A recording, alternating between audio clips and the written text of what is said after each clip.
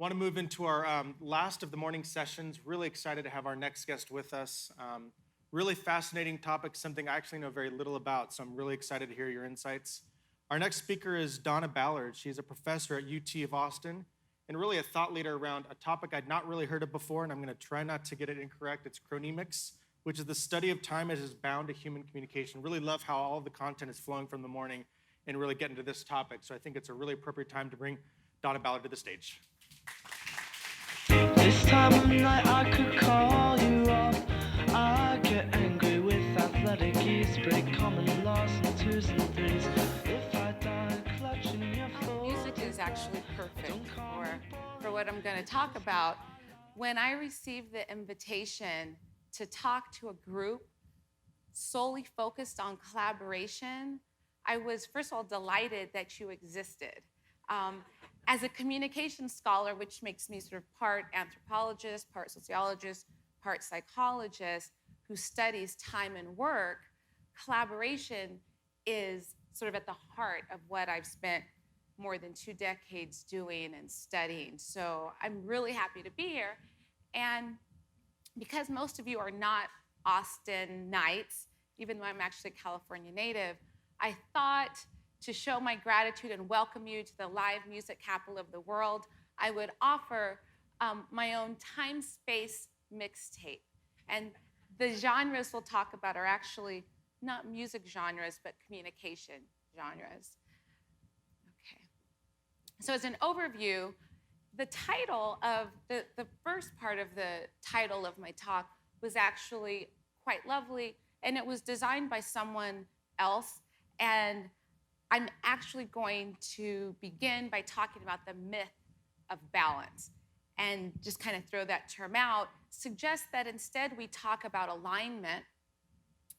Then I'm also gonna suggest that we stop talking about work-life and instead just talk about time, and I think you'll see why.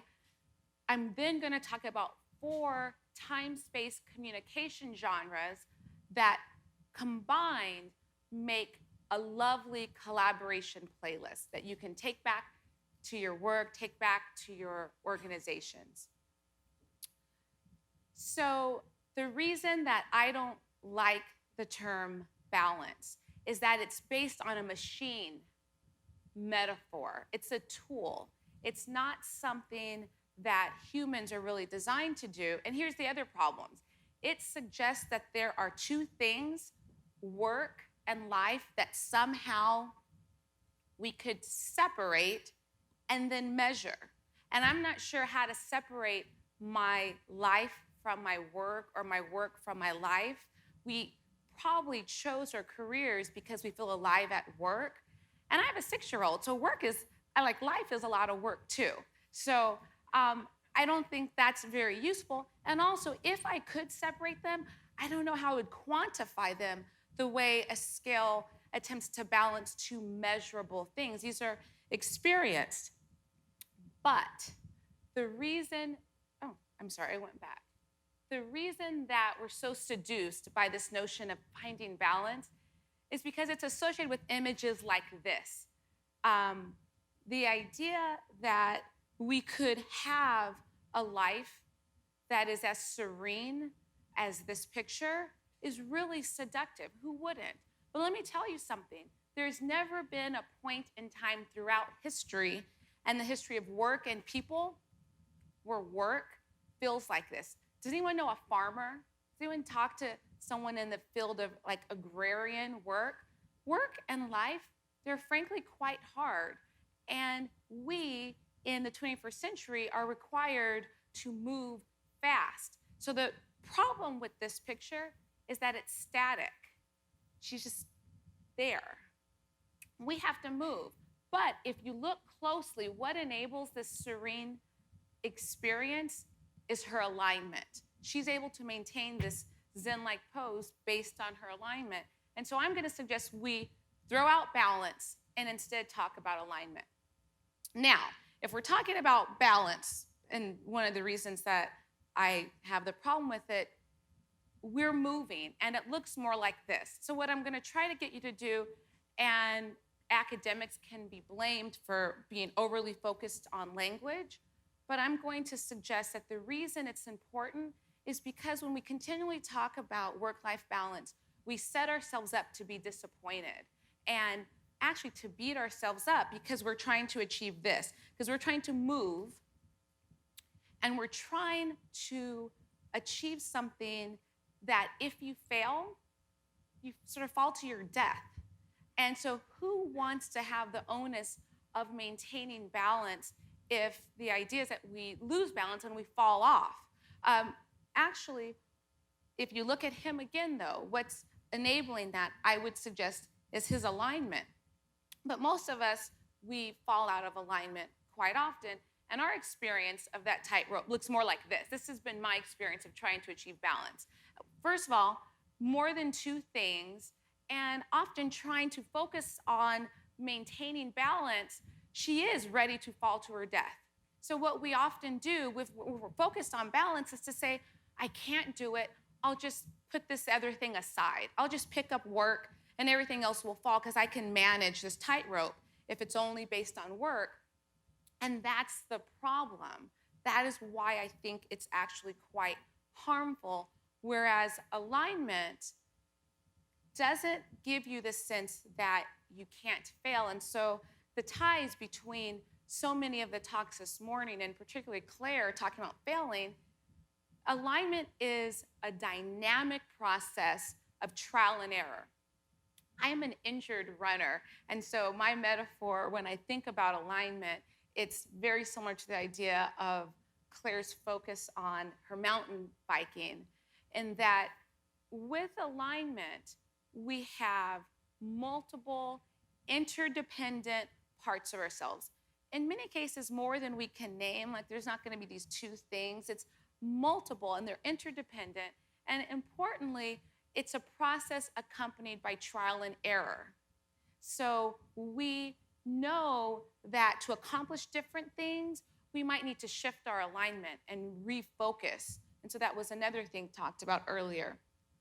That's an important thing. The other part about alignment that I learned a little too late actually is that it requires help from others. It requires some coaching. It requires others to be able to engage with you upon what they see and how they experience your running pose. The other part about alignment is that we know that when we overreach for too long, we're going to fall out of alignment, or that if we don't have time to rest and recuperate, we'll most likely fall out of alignment. The other thing that I love about it is it never lets you off the hook. Unlike balance, where you can say, well, I'll just throw this other thing aside and focus on this one thing I can do. Alignment, if you don't, for a long period of time, if you are running out of alignment, you will be injured. And so proper alignment not only is helpful in the short term, because it's way more efficient. It's about an economy of action. So it's way more efficient, but it's way more effective in the long run, and it permits our longevity. So I'm going to reframe the title to focus instead of on balance, which I think is unachievable and has really never happened. If you think about agrarian work, there's times where it's intense and it's grueling, and then there's a time for repose. And that's really much more like life than this idea we could maintain balance. The other thing, while we're at throwing out terms that I don't like, instead of work-life, because we saw that there's so many interrelated parts and probably not two separate ones, let's just talk about time instead. Time is both quantitative in the sense that it's used to coordinate and collaborate, so organizations get it, but also it's a subjective experience. When we're having fun, time seems to fly. We have this sort of inherent bodily experience of time. So let's see where that gets us. And that sort of forms the basis of the time-space mixtape I'd like to share with you. Okay, so we reframe it about finding alignment through different time-space communication genres. Okay, we're in the live music capital of the world. What's your favorite genre? Does anyone have a favorite genre of music? Does anyone? Disco? Hip hop, disco, rock. Does anyone have just one genre that you listen to all the time? Okay.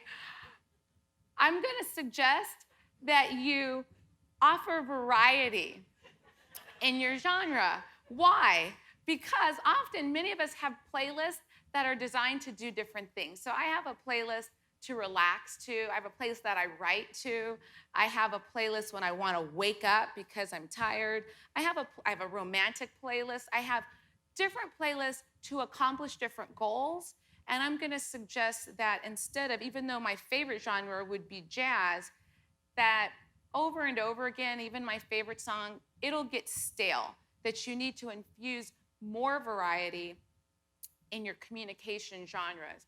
And so with 4 time-space genres I'm going to describe briefly, I think it creates a great collaboration playlist or repertoire of ways that you interact at work, which again incorporates a lot of what's been talked about today with regard to giving email a break, or with regard to face-to-face, and with regard to one-on-ones that was described earlier. Okay. So the first time-space genre I'd like to point out, I call it co-working, but it's not, and that's in part because it's recognizable as many. How many of you co-work? Is anyone here? Okay, so a few. So you're probably familiar. This is sort of a trend. But this term dates back to the 1600s. I love the reference to the Oxford English Dictionary up there. I do that with every word I use. So co-working is about when you're interacting at same time, real time, same space, real space. And this is what we would consider traditional communication at work. But in the 21st century, you're not only, and if you look at this picture, you're not only in real time, real space with your coworkers, but you're also adding on top of that a bunch of other communication with a lot of other people. So you might be in a meeting doing email. You might be in a meeting, you might be IMing or texting the person you're in the meeting with. Has anyone ever gotten an email from someone you were in a meeting with? Yeah, so there's a lot layered on top of co-working. And co-working is fine. This is part of the playlist. This is important, particularly in turbulent times when you need a lot of face-to-face. This is great. When you need to be really active, this is wonderful. New teams sort of getting to know each other. When a lot of change is happening in a particular period of time, co-working is really critical and can't be replaced. However, in a content analysis we did of more than a decade of messages about communication in Fast Company, which is probably a magazine many of you are familiar with, what we found among these 4 genres is this was the most used. And what I find in my work in organizations, this is the most overused, that everything's co-working all the time and you're always on, and it's great and exhilarating and it's an adrenaline filled, but you can get out of an alignment pretty fast by only reaching over all the time into so many different directions. So the second one is a little less used, but also has its pitfalls. The second is the commuting genre. And again, I'm sure many of you here telecommute at least some portion of your week. And so that's same time, real time, different space. And this is also wonderful at certain times. It has real value, and I wouldn't want any organization to abandon this. The challenge with overusing the commuting genre, which is real-time, different space, is overload. In fact, that's one of the reasons some companies have championed telecommuting, because they found that employers worked more hours because there was no boundary. And so the flexibility, and I found in some of my earlier work, the most overloaded people in an organization were those who had flexible time-space arrangements, which again, I use this a lot, it's quite valuable, but overused. The next 2 are used less often, and I'm gonna suggest we do more of those 2 to help us maintain alignment. The next is called choosing. So there's a great cartoon with these 2 cavemen. Talking great invention, but what we really need is caller ID. The idea of choosing that you can be in a different space and on your own time and make a decision in real time whether or not you're going to attend to an email, you're going to attend to a call, is really important. Sometimes we forget the old-fashioned phone ring or doorbell and how we used to actually make decisions about whether we would answer the door or pick up the phone. Does anyone remember those times where you actually cognitively decided, is this a good time for me to pick up the phone? Do I want to answer the door right now? We've forgotten that. Sometimes I will change my ringer on my phone back to the doorbell just as a reminder that I don't have to pick it up. I don't have to respond to every request for communicating and interacting and collaboration. I don't have to respond to them all right then, and that you can choose. And so this isn't even really being off the grid. It's having a system in which you can decide whether you're going to answer, whether you're going to collaborate at that moment. So this moves us from this really far overreach to much more of a sort of core center where you are in control and you're taking that back. And I think that's a big part of why people get so excited and both hated Claire's experiment of no email, is that who doesn't want to sort of regain that power, but then who's afraid that those who do, now you're going to not be reachable. So this is something that I'll encourage you to put in the mix. I'm not saying that this should be in the middle of an organizational crisis. You should do this necessarily, but I'm saying that this should be used much more often than we're using it. And again, this was the third. I'm putting, in terms of our research and how frequently these various genres were used, and this comes from an old academic term on communication genres, which just really means is certain behaviors designed to accomplish certain things in communication and interaction. This was the third least used genre.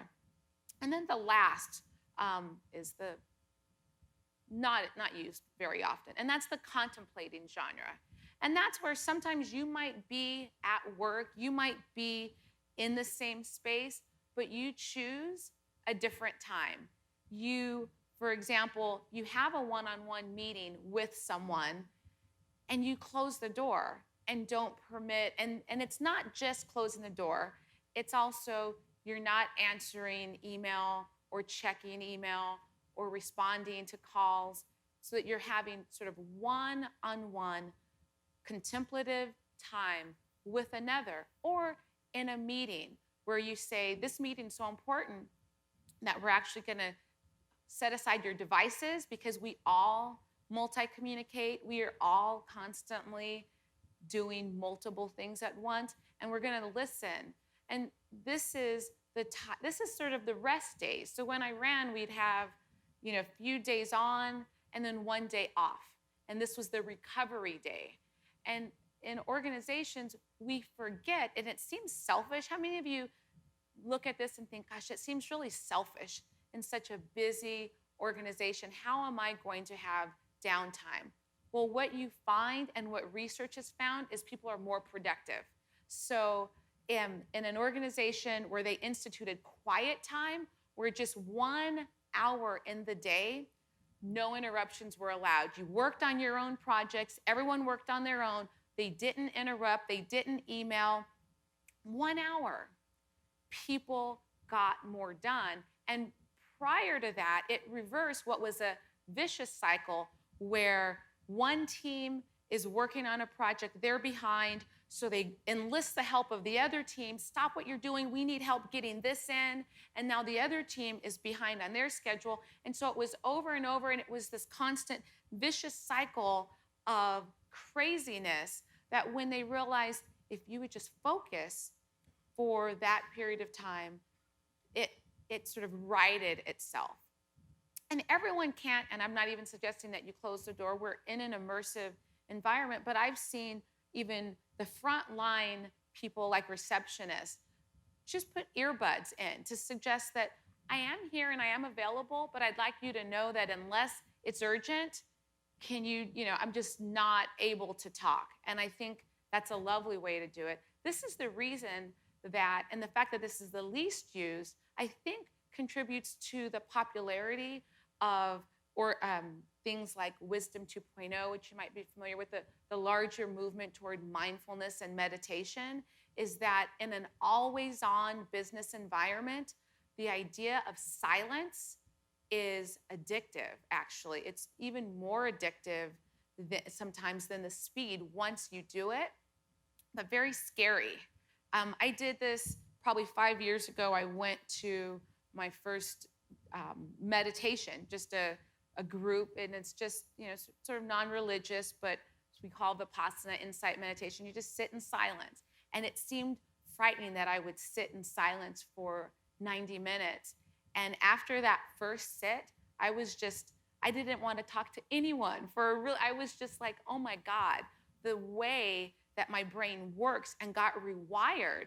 And in fact, I actually find that I'm way more creative, way more productive by doing this on occasion, because there's like a reboot of the system. So I'm going to suggest that good collaboration requires some downtime, some off time, some slow time, and that we can't wait until our annual vacation to do this. It can't be that the only time we have downtime. We need to do it when we're in the same space. We need to do it sometimes in the flow of work. And again, it doesn't have to be like one day a week. Well, one day out of the 5-day week. I hope you're taking some time off. I know, and frankly, this is about alignment. Before I had my daughter, I sometimes would not take time off. Now I do, and I find that it actually is helpful. But even if it's just 1 hour for the whole week, that will make a difference. Okay. So when you put these all together, you go from this, and you use these often, you'll note that in this synchronous, asynchronous axis, and in the remote co-located axis, they kind of begin to merge when you use these a lot. And in the white space, between the asynchronous, synchronous, and between the remote co-located, what occurs is this experience of minding, that you're able to, and it's sort of the engine that drives that shuffle algorithm we always used to wonder about with the iPod. It's that we are able to shift fluidly among those in ways that maintains attention on those various relationships. And so it ends up looking like this, sort of right in the middle, and across time. You can't really see it very well here, but across the day, you can imagine these as your various projects you're engaged in, your various team commitments that you're oscillating within and between those various commitments, and that somewhere built in there, there's your family, and this might be even on the weekends, you have your civic and your family commitments and any number of other non-professional commitments, but that it allows us to do what's called multi-minding. And so I like that Bill talked about how ridiculous the notion of multitasking is. Part of the problem with multitasking, it's focused on managing your time. And even though I study time, I don't believe in time management. In fact, the truth is, and I hate to sort of tell you this because sometimes it's uncomfortable to hear, that there's actually no data to support that time management, like there's one time management tool that actually makes people more productive. What time management does, or the time management tools, it makes us feel more in control, and so we're more satisfied. And so it gets back to this notion of alignment where we feel some sense of choosing, and that's really what we want to get to. So beyond managing time, this is about managing our attention. It's about being able to move and weave these various parts and not just the multitasking where we lose control. Another interesting piece of data is that a colleague of mine who also a regular meditator did a study, an experimental study, where he trained one of the groups in the experiment on actual meditation techniques. He trained the other in relaxation techniques, and then he had the control group. And that he found that after 6 weeks of training, the meditators were better multitaskers than either the control group or the relaxation group. And what it really was not that they were better multitaskers in the way we think of it. What it was they knew when to choose, when things were coming at them, they knew when to pick it up and when to put it down, because they were in control in that sense of they were choosing, they were managing their attention, not managing the time. So we were more focused on this qualitative experience of time than on the quantitative, because that's actually what customers feel, right? That's what organizational members feel. This is what your colleagues feel, is the way that you attend to them when you're in the same time and space, not just how efficient the meeting was. And so, let's see, how am I doing? Oh, I'm actually even earlier. Maybe I was talking fast. And so together, this represents a time-space mixtape where you have 4 communication genres that you can move back and forth between as needed, but that you mix. So forget the disco only. Have disco as part of another interrelated genres, and that you have continuous play. And remember that the minding part, the focus on your attention, that is that shuffle algorithm. That's what drives it, because if you maintain attention on relationships as opposed to time, the when to mix becomes easier, it becomes cleaner and more effective. Thank you very much. And even though my email's up here, it's not because I'm a big fan of email. I put that, and then I realized people were putting websites, but I just don't have office phones, because that's a whole other story. But so thank you very much. And so I have time for questions.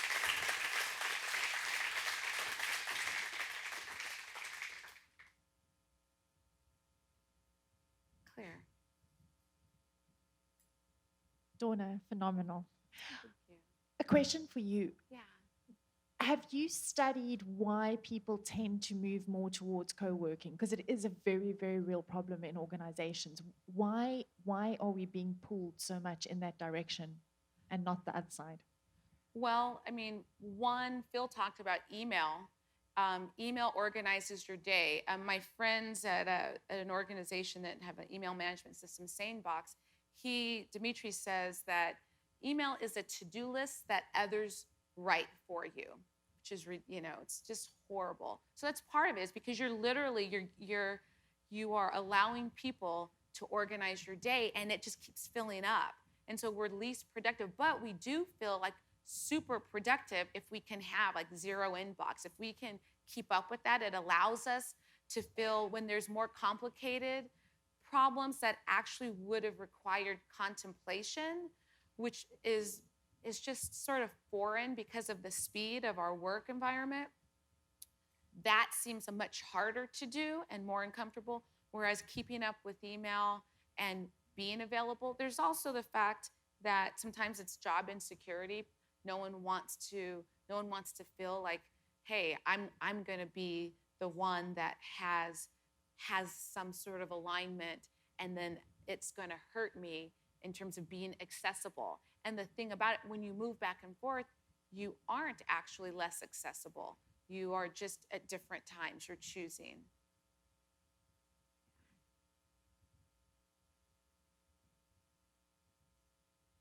Hi.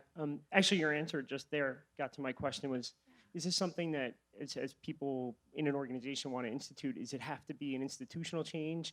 I mean, because really what you're talking about, and your answer just hinted at, is you don't want to appear to be the person that just started flaking out, isn't available. You may be more productive long term, but you want to show that you have a plan and that you're part of a bigger institution. And I'm not just saying that because my boss is sitting across the room. But. Yeah, no, that's a great question. It doesn't require it. And let me say that the reason that I think work-life balance organizations have taken up that moniker and tell you about all their work-life initiatives is because they know it puts the onus on you, because they've said, oh, well, we have the on-site fitness, we have the concierge services, why haven't you balanced it? If you're not balancing it, that's a problem for you to deal with. Whereas with alignment, it's still individual, but you're the one deciding what's best for you. So it definitely can be individual, and I really recommend that you experiment with small amounts of the various genres. Like, stick with what you're most comfortable with, but just mix in and then see how much difference it makes. I mean, it's very scary, but the idea that we need different things. The other part about alignment is that it's going to look different for all of us, and it's going to look different across time. The way that I could find alignment as a 20-something versus a 40-something with a family, totally different needs. And because I'm thinking about a lot of different things, and frankly, I have to be stronger. I have to really be better at it because more is at sort of stake. Other people are at stake, and there's no time to, frankly, to rest if I'm way out of alignment. If I get injured, it's hard to recuperate. So it's really about you taking stock of your whole life, not just work and life, but your whole life, because I think work is part of your life, and deciding how you can get in, even if it's 5 minutes, where you just close the door and you just sit, right? Because how many of us sometimes just get to sit and not think about anything for 5 minutes at work? So I think I literally keep a notebook now when I meditate, because by the time I'm done, my brain has just been so cleared, and I'm so much more efficient. That my husband has to get off work early. He will move heaven and earth to get me to my Thursday night meditation, because I'm such a different person. I'm like night and day. So it's like the proof is in the pudding. Yeah, so if you try it, just try it. Any other questions? Okay, so maybe I'll add something other than disco Okay. to my genre. Okay. Do you ever fear, or have you ever feared, when you're moving towards alignment, also risking like isolation? Do you want to say more? Yeah. So if you're working on aligning yourself and you're Oh, I trying see to what you're find saying. that time, Yeah. you don't want to come across as judging others and saying that they're not important. And you don't want to not attend to them as Yeah. well. But you don't want them That's a really dictating, good- right? Yeah, no, that's a really good So point. does that make sense? Yeah, no, it's a really good point. Okay. Remember that the idea that you would choose to not engage is only for just a fraction of your whole experience. And so you're actually probably more available, right, when you're on, because you're not sort of irritated and you're not distracted, and you've probably gotten the things done that you're supposed to get done. And so I think that I appreciate the question, because that would be, initial reaction of, wow, and part of what you're suggesting is it feels kind of selfish. To me, as a giver, it's like, oh my gosh, the fact that I would take care of myself, it's just ridiculous. How could I do that? And you're all falling apart, right? But it's actually not.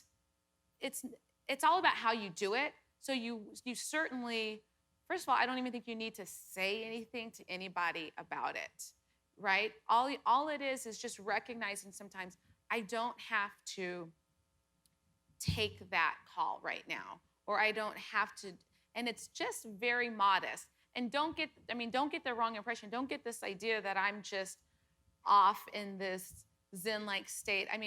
I'm as crazy. I talk about having nervous breakdowns on a regular basis. Like I like, it is because, right, scholars often study the things that they find hardest to do themselves, and this is what drives us to do it. But because I know that in the bigger landscape, I'll make time for some of my contemplating time or my choosing time, that's when I say, oh, actually, this works. Oh my gosh, this is why I do it, because it does work. And then I'm so much faster.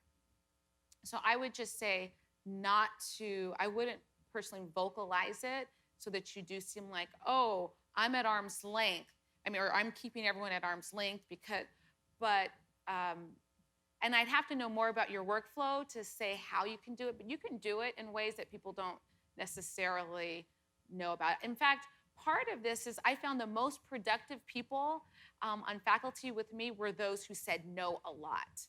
And I know that's not always the case in all organizations that you can do that, but I realized, I mean, I literally almost never said no, and realized, oh, wow, well, this is why I'm so tired and so stressed out. And over here, this person doesn't say no all the time, but they say no way more than I do. And look at them, and the longevity and the productivity. And so it became the idea that you do something that's uncomfortable a little bit, and you see how it works. But you don't have to tell everybody. What? Yeah, it can be. Yeah, it can be. I think it can be. It doesn't require that everyone know. Yeah, I would agree.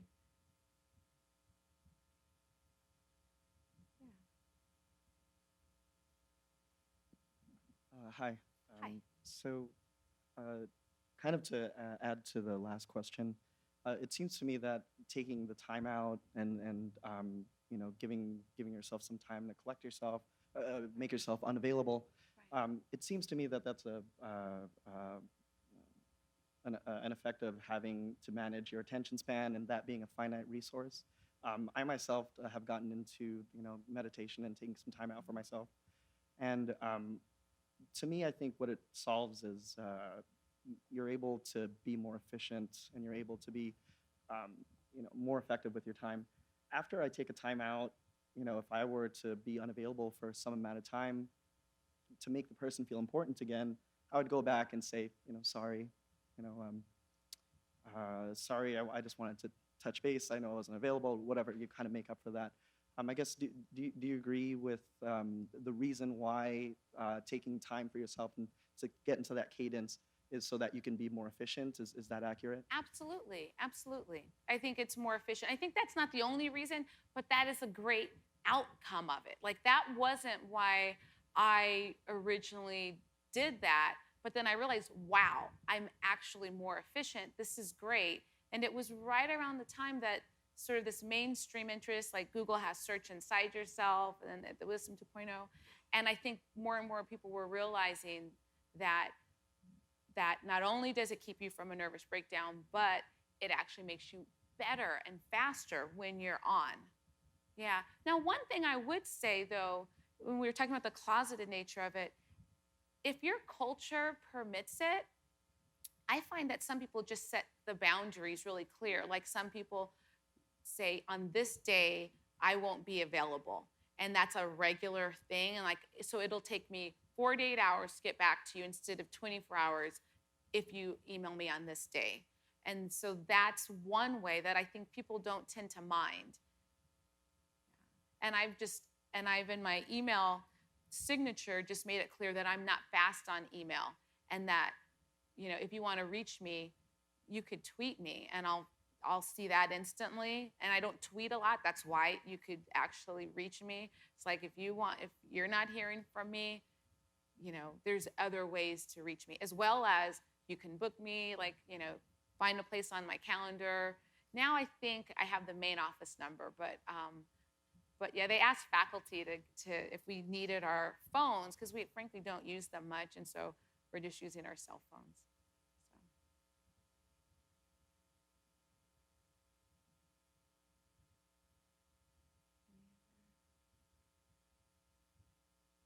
Okay. Well, thank you.